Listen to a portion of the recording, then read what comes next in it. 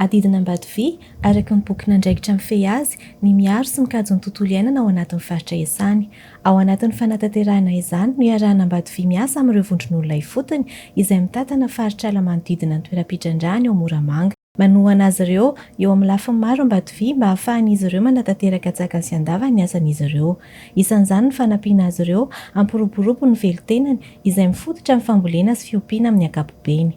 Tanjony hanenentana azy ireo hiaro kokoa ny ala sy ny tontolo iainana amin'ny alalan'ny fanatsarana ny fari-piainany mba hampihena ihany koa ny fitrandrahan'ny ala.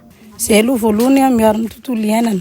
Tsy hoe akory ny menanay fa famindram-pitantanana avy amin'ny sirefa.